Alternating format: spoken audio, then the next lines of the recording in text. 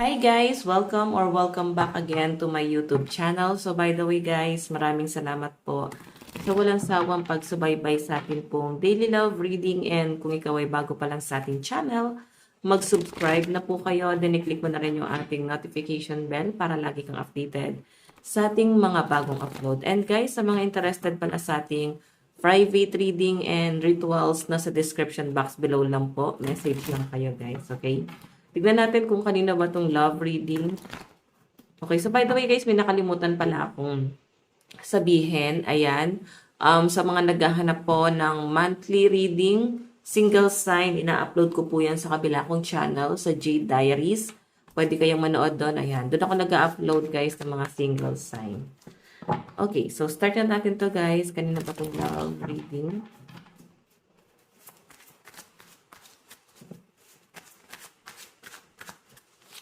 Meron tayong, naku. Okay, so guys, mukhang hindi ka pinili ng person mo. Nakita ko dito na parang nagmakaawa or naghabol ka talaga sa taong to. Pero, mas nakatingin siya doon sa third party, oh. Parang yung sinasabi sa akin dito, mas ito yung kinakaawaan niya, mas ito yung pinanghihinayangan niya.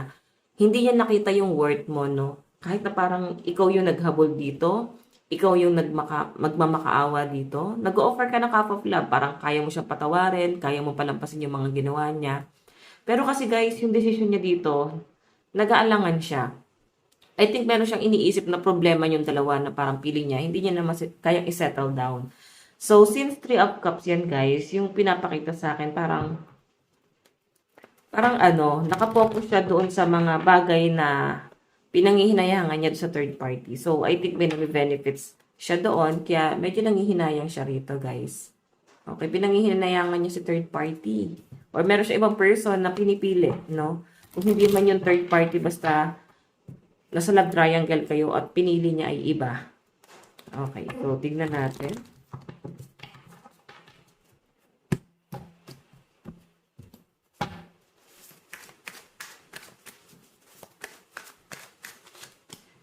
O, diba sabi ko sa inyo may third party. Kasi 3 of Swords. So, malinaw, napakasakit ng ginawa sa inyo nitong taong to. Okay, sinaksakan niya ng 3 swords. Sobrang sakit sa side mo kasi parang hindi lang yung person mo, kundi parang pamilya niya, parang feeling mo binetray ka. Though, siguro guys, hindi natin masisisi. Kasi siguro yung pamilya niya ayaw namang himasok sa kung ano yung pinipiling landas nitong taong to. Okay, so ikaw parang gusto mong itama yung buhay niya, ayaw mo siyang mapariwara, kaya willing kang patawarin. So, ang problema lang dito guys, siya mismo ayaw niyang ayusin yung sarili niya eh. So, hayaan mo siya. Okay? Sinira niya yung buhay niya. Siguro binigay mo naman na yung best mo dito. Diba? So, tignan pa natin.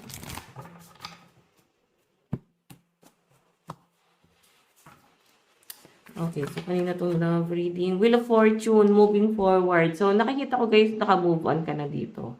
Pinapaalala lang ng card. Siguro meron pa rin siyang impact sa inyo ngayon sa kasalukuyan.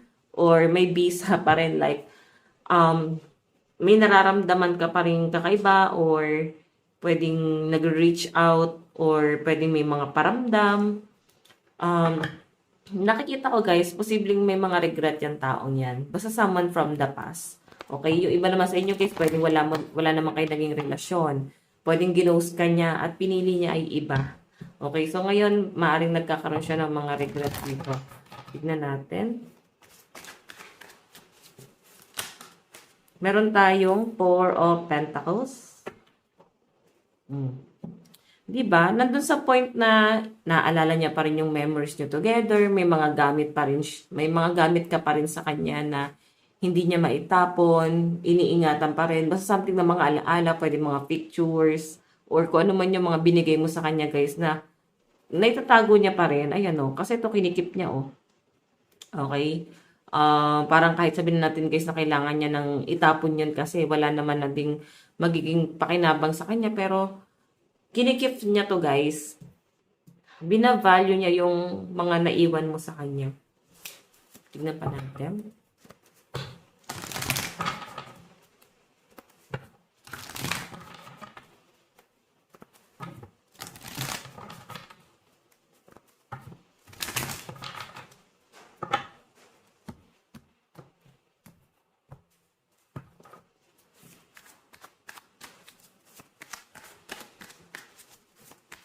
Kanina tong love reading spirit guide.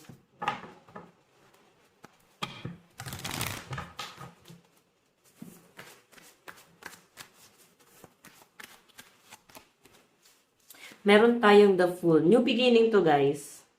Nagkakaroon ng bagong cycle. Okay, hindi siya yung parang totally magre-reach out sa inyo kasi pwedeng meron ka na rin namang karelasyon kasi may nag-offer sa'yo ng half of love. Okay, pwedeng may karelasyon ka ngayon or pwedeng may mga ka-talking stage ka ngayon. Pwedeng kumikilala ka na ng bago, may mga ina-entertain ka na. New beginning na kasi to, guys, lalo na kung ikaw ay naka-move on na sa taong to. So, yung pinapakita sa akin dito na parang kahit magsisi siya dyan, nangyari na eh. Nagawa na niya, nangyari na. Ano pa yung gagawin? Parang, ano pa gagawin natin? Nangyari na. So, yun. Tignan pa natin.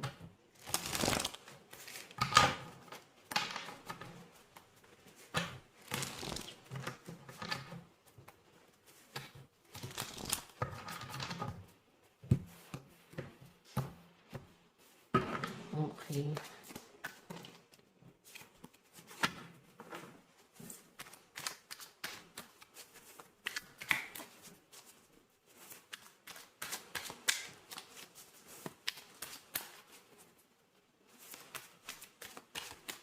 Meron tayong Seven of Swords. So, yung pinapakita sa akin dito, guys,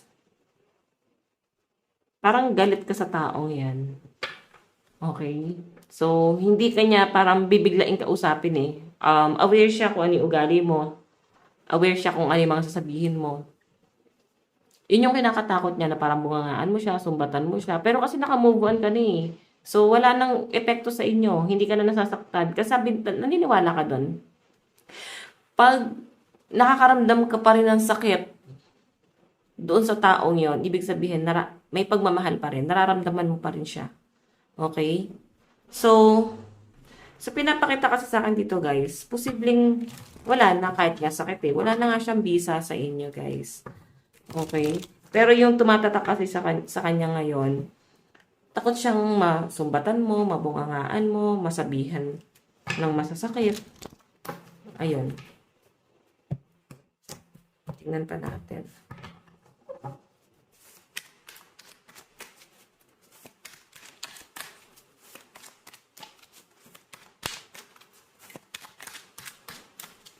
Meron tayong King of Wands. So, yung pinapakita sa akin dito, guys, itong King of Wands is someone na may nagmamahal sa'yo, may nagkakagusto sa'yo, or pwede ito na yung person na kadil mo ngayon. Okay? Baka nanggugulo lang talaga yung past person mo. Yung tipo ang ganda-ganda na ng love life mo, tapos parang nanggugulo siya. Okay. Okay. So, yung pinapakita sa akin dito, guys, parang may binubuo na kayo or bubuo ka ng pangarap dito sa taong to. So, yung taong nang iwan sa inyo, guys, wala na tong lakas ng loob. Naharapin ka. So, yung person mo, kasi dalawang tao yung nakikita ko rito, guys.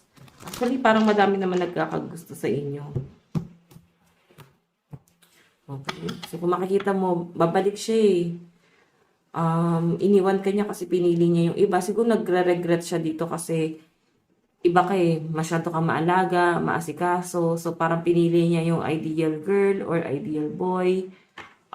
Pwede niya naging asawa na niya. So, habang lumilipas yung panahon, parang hindi siya nakokontento dun sa relasyon. Tingnan natin.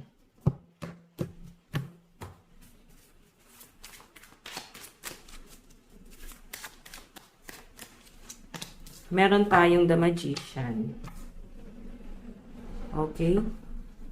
Mina-manifest ka nga nito. Kasi ito, guys, more on manifestation si Magician, no?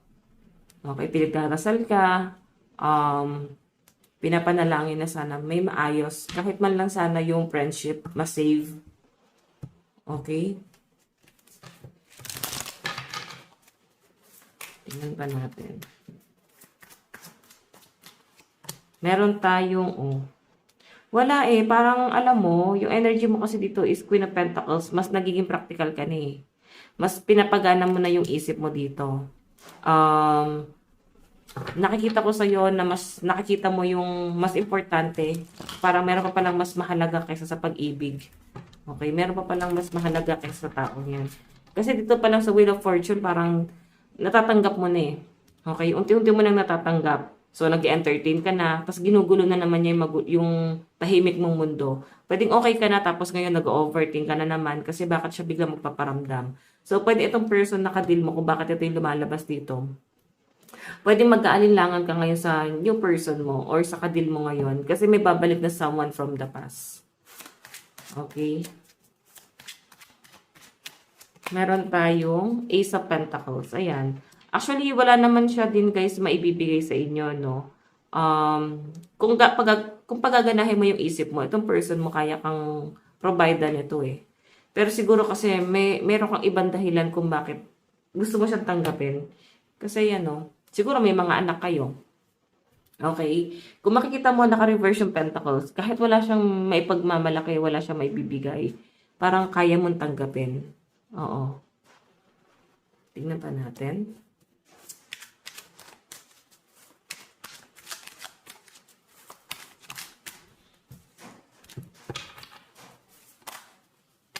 Meron tayong 4 of Wands in reverse.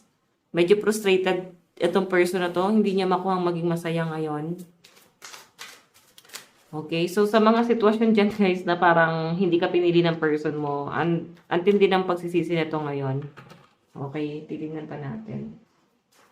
Ang lakas ng water sign, Cancer, Pisces, Scorpio, Aquarius, Gemini, Libra, Capricorn, Taurus, and Virgo. Okay. Kanina po itong love reading. Meron tayong missing you. I miss you. I wish things were different. Diba? Namimiss ka ni person, no? Meron tayong mother wounds. My mother is a big influence on my behavior now. As an adult, I have challenges with connecting to the divine feminine energy with me and externally. So, mama's boy, mama's girl, wala tong sariling desisyon kasi nakikinig pa rin siya guys sa ibang tao. So, makikita mo sabi niya dito, let the past go. Can we rewind the time and go back before we were both broken down by life? Our past hold us back from our future.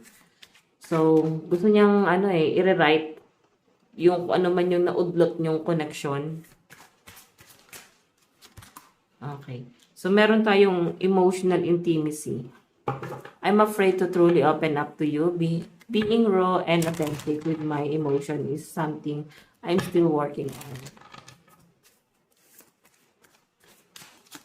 Meron tayong I'm ready to leave a situation or mindset that has not served me and hindered my growth. So, ayan, no? Nagiging emotional talaga siya rito, guys, no? Kasi, parang sinisisi niya yung ibang taong nagmanipulate sa kanya. Ano siya, uto-uto. Parang ganon. Kasi mabilis siya, guys, na paikot ng mga tao sa paligid niya. Siguro marami din, guys, kumontra dito sa connection nyo kung bakit mas pinili ka niyang i-let go. So, pwede may mga paninira pa na nangyari. Kaya nga may ibang person siyang pinili dito eh. So, parang feeling niya yung person na pinili niya na yon. Ano yon? Parang yun yung magsasalba sa kanya. Okay? Hindi niya tinignan kung kaya ba siyang alagaan. Sabi natin stability kayang ibigay sa kanya. Kahit pa paano. Okay? Kayang i-provide or ma-boost yung mga frustration na tong person na to. Pero kasi guys, yung pag-aalaga yung hinahanap niya eh. Pwedeng hindi niya makita doon sa taong yun. So, gusto na daw niyang umalis doon sa person na kadil niya ngayon. Gusto niyang alisan yun. I know, I'm ready to leave a situation or mindset that has not served me and hindered my growth. So, parang piling niya hindi siya nag-grow doon sa relationship na yun. Or hindi nag-grow yung relationship nila, guys. Parang lang sila mga bata. Nandun pa rin sila, guys, sa umpisa. Walang ganap. Yun yung pinapakita sa akin dyan. Okay, so titingnan natin. Walang walang special doon sa connection nila ngayon ng taong pinili niya. So, 'di ba? Bakit niya kailangan magsisi ngayon? Eh, yun naman ang pinili niya. Okay, so titingnan natin. nararamdaman ni person sa'yo. Ito na lang, sige. Nararamdaman ng person sa'yo ngayon.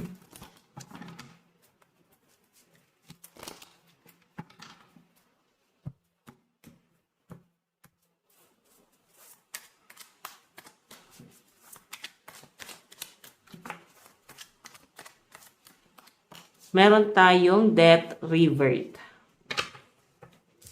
So guys, yung pinapakita sa akin dito, gusto niya talagang i-rewrite ulit. Gusto niya ulit magsimula ulit kayo sa umpisa. Kasi ano na yan, no? Ending, tapos new beginning. Okay, naliliwanagan siya ngayon. Ngayon niya guys, nare-realize lahat ng bagay. Tignan mo. Oo, ngayon niya nakikita na parang mas may potential pala sa inyo. Ngayon niya guys, na pagtatanto na mas okay ka. Tignan natin. So, ang mangyayari sa inyo yun yan, guys, is maguguluhan ka talaga sa nararamdaman mo dito sa person na ina-entertain mo, o pwede ka relasyon mo, at dito. So, siguro may inis ka rin mararamdaman kasi bakit ngayon siya bumabalik? Bakit hindi nung mga panahong nagmamakaawa ka? Okay, ano yung intention niya? Parang, baka masabi mo pa sa kanya na parang napaka-selfish niya, nakakainis, parang ganon. Tignan natin.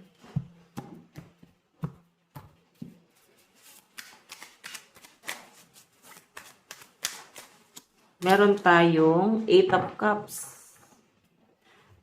Okay, so kung makikita nyo guys, kung ganito kasi, mahal ka pa niya pero kailangan kanya i-let go para sa pangarap niya. Pero since naka-reverse na to guys, hindi niya natitignan yung pangarap niya eh. Bumabalik siya dun sa feelings niya sa inyo. Ay, napabalik yan. Reverse. Pabalik siya dun sa nararamdaman niya talaga. Na gusto na talaga niyang ipaglaban to. This time, gusto na niya guys, panindigan tong nararamdaman niya sa inyo. Pero natatakot kasi siyang kausapin ka, no? Yung malinaw kasi na pinapakita sa akin dyan, yun nga, pwedeng mabunghanga ka or pwedeng masumbatan mo siya. Okay, yun yung mga iniisip niya na baka masaktan lang siya. Okay. Meron tayong 8 of Pentacles. Ayan, 8 of Pentacles. So, pinapakita sa akin dito, ano siya sa material na bagay kasi siya, siguro nasilaw sa pera. Okay? Or pwede rin naman guys na ito yung mas tinignan niya mas mahalaga. Pera.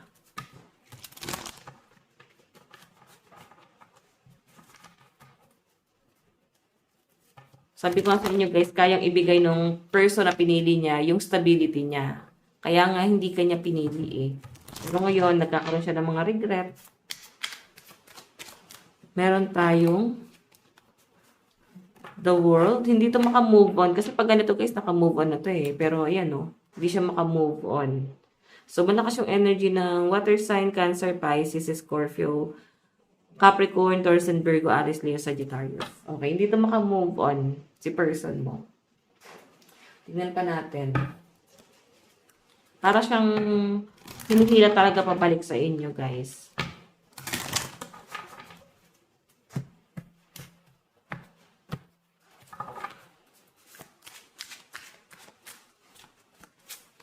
Meron tayong I forgive you for me and for us. Ay, siya pa ito magpapatawad, guys. I forgive you. Siguro may nagawa kang kasalanan din sa kanya. Kung bakit ganon yung naging sitwasyon. Okay, kasi sabi niya rito, parang, sabihin natin na may nagawa kang kasalanan, pero gumawa pa rin siya ng kasalanan. So sabi nga nila, hindi mo maitatama ang isang kasalanan kung kasalanan pa rin yung gagawin mo. Okay, so siguro kaya nagpatong-patong na yung problema kasi yun yung nakita niya solusyon. Yung gantihan ka, saktan ka. Okay? So ayan, sabi niya rito is willing na siya na parang magpatawad or patawarin nyo na yung isa't isa. Parang ganyan yung sinasabi niya dyan. Meron tayong letting go is sometimes the kindest choice. So, parang kailangan ka daw niyang palayain that time. Kasi medyo nakaka-pressure yung connection na meron kayo noon. Okay? Yun yung parang pinaka mas magandang option niya. Yung i-let go ka. Meron tayong your love is my safe place. 'Di ba? Sabi ko sa inyo eh. Hindi kanya pinaglaban. Oo, hindi niya pinakita to sa mga taong nangungutya sa inyo, sa pamilya niya, na ikaw yung mahal niya. Ngayon nakikita niya rito na parang mas safe pala siya sa piling niyo. Mas ano siya, mas ano ba to? Mas nagiging kampante talaga siya. Okay? Tignan natin yung message niya sa inyo. Meron tayong it's time for me to heal now. Gusto muna niya guys mag-recover. I think hindi maganda yung pinagdaanan nitong taong to. Meron tayong I wish I could take back my words. 'Di ba? Masakit na salita siguro yung mga sinabi sa inyo nito eh kasi gusto niyang itama eh. Nasisisi siya kung ano man yung mga nasabi niyang hindi maganda sa inyo nun. Okay? Meron tayong I feel you leaving me behind, 'di ba? Yung maiwas ka na eh. Nasaktan ka eh. Ba't mo pa i-entertain? So, yung pinapakita sa akin dito, guys, ayan, sabi niya dyan, nararamdaman niya na unti-unti kang lumalayo. At mas lalo siyang naghahabol sa inyo. Kasi yun sabi niya dyan, I love you unconditionally. Parang hindi niya, guys, ma-explain bakit parang mas lalo siyang naghahabol sa inyo sa ginagawa niyong pag-push talaga sa kanya. Parang mas lalo siyang na-attach sa inyo. Okay, so tignan natin, guys, yung energy mo naman, overall energy.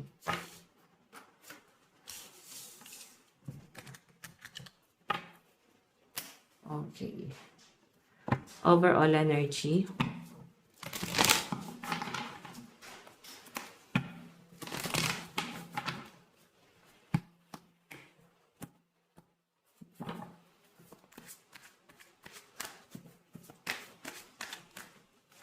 Meron tayong, di ba?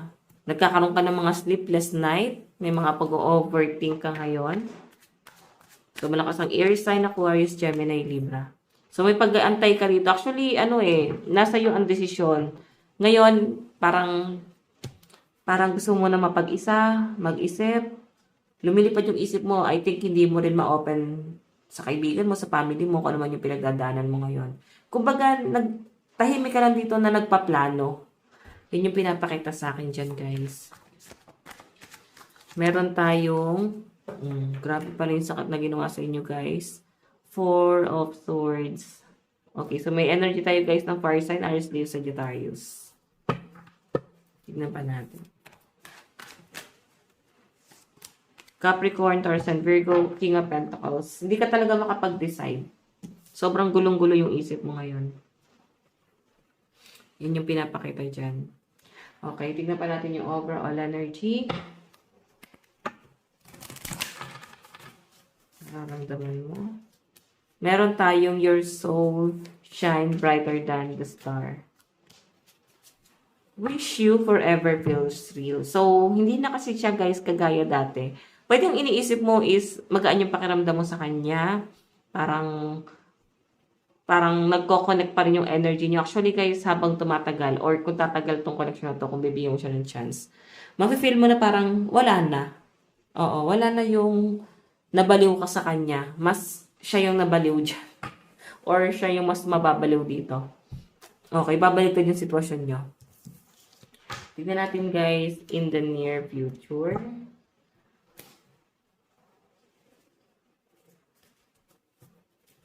In the near future. Saan na ito papunta? Oh, di ba yung ending naka-reverse? Pwedeng mabuo pa to ulit. May natapos, may mabubuo. Babalik siya. Page of One. Actually, guys, nandun ka na sa point na tinanggap mo na eh. Tinanggap mo na talagang hindi na siya babalik. Wala ka na in-expect sa taong to. Page of Wands eh. Nag-heal ka na para sa sarili mo. Tignan pa natin, meron tayong. So, willing siyang i-workout to, guys. Kung bibigyan mo daw siya ng chance, i-workout niya tong connection na to. So, kung makakita niyo naman, guys, mag-e-effort tong taong to. Meron tong patutunayan sa inyo. Okay? So, pwedeng ginost ka nga nito. Pwedeng hindi kayo magka-relasyon. Oo. Pwede meron siya ibang pinili. So, babalik siya. Iba naman sa inyo, guys, pwede naging karelasyon mo, pero hindi ikaw yung pinili. Okay? So, ayan, guys. Malakas ang energy ng Capricorn, Taurus, and Virgo, Aries, Leo, Sagittarius. Sa talong po ang inyong reading. Maraming salamat po. God bless and love you all. Bye-bye.